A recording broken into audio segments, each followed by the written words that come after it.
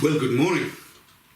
Fat lad here, not on a bike. Today, I want to talk about the Knox Handroid Pod gloves.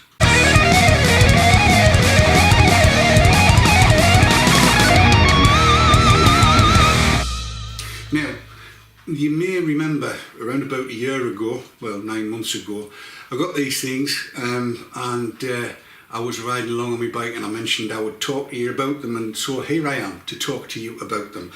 And these are they. Now then, where to start and why such a complicated pair of gloves, you may ask. Well, let me just remove these for a second and show you this. This is my right hand, and you might say it's not in brilliant nick, and indeed when it comes to making a fist, this finger doesn't work, that finger doesn't work, and there's only half of that finger. You can see they're all scarred to bits, and if I put the two together there's a massive difference. Yes, that's as a result of a motorcycle accident. So I decided I wanted to get the best possible gloves I could get, and the reason I decided to get the Handroid Pods was because of all of this architecture on the back here. So let me run you through very quickly. As you'll be able to see, it has a kangaroo palm, which it does, and you can see there's been some use on these gloves and then some. The back has all of these plasticky, nylon-y, protecty bits, and that kind of sits above there like that, same on the thumb.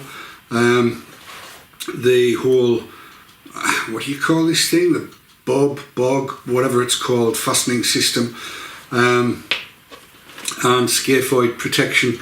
These bits here, these plasticky bits, skid down the road when you go down. If I can try and demonstrate, if you go down, right, slidey, but if you find a bit of leather, well, no grip there, definitely slidey there, no problem at all. And the same with this. And of course, let me go left-handed because the right hand will not work as well as the left, unfortunately. But if I fasten it on properly, the old grippy bit here, yeah, and then this little knobby thing winds left, tightens the glove up, so it'll go under or over the jacket. So like I said, slidey. Now when I do that, I'm going to mack this down with some strength, you'll hear. Now if I'd done that with my hand, that would have hurt. As it was, it spread the impact across the whole of the back. Same with the fingers. So if you go down, even like that, you can feel the impact protection. I would not do that bare knuckled. I just wouldn't. So the reason I got these was because it seemed to me at the time that, and to undo you just pull and that's it, gone. The reason I got these at the time was because I particularly wanted something that was going to not take my left hand to the same as my right. Once bitten, twice shy, as they say. So the construction of these things is well documented. It's everywhere you want to go. They are, what is it called, CE approved, to EN 13594:2015.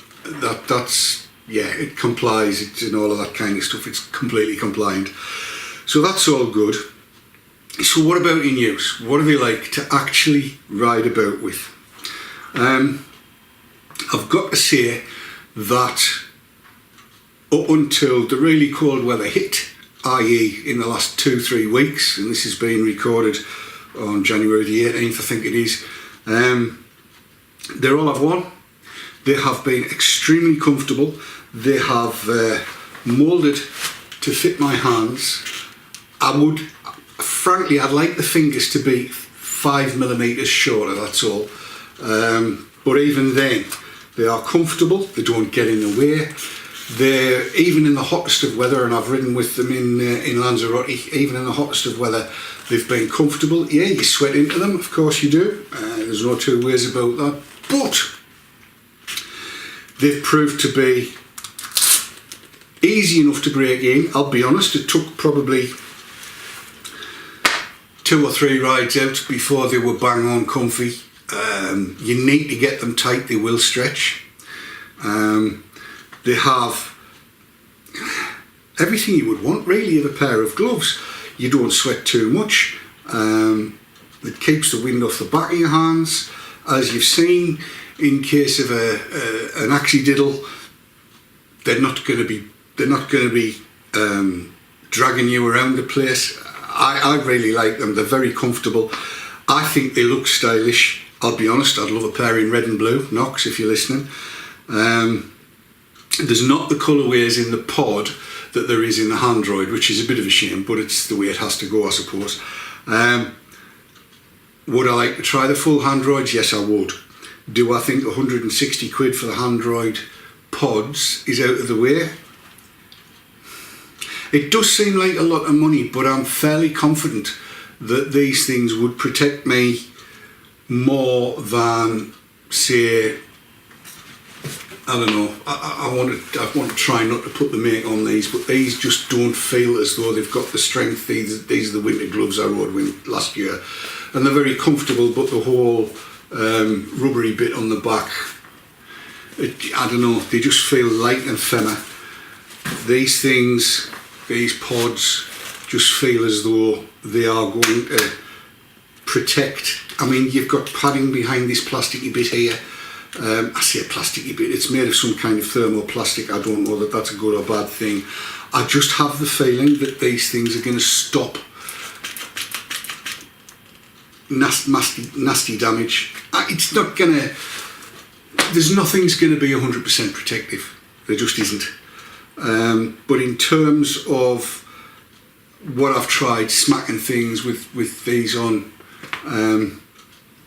they've been absolutely fine.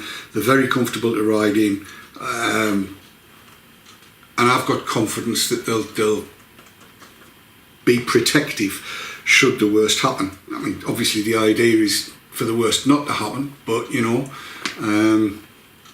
the whole construction of these is such that yes, I would definitely buy them again. I might even look at the Handroids, the full things with the top ends. I've worn them with everything from Rucker through to the RST Adventures, and they're just not a problem. They work, they're comfortable, they're nice. Yes, I would buy them again in a heartbeat. So there you have it. That's my view on the Knox Handroid Pods. I hope it's been useful to you. If it has been, please do consider subscribing if you don't already.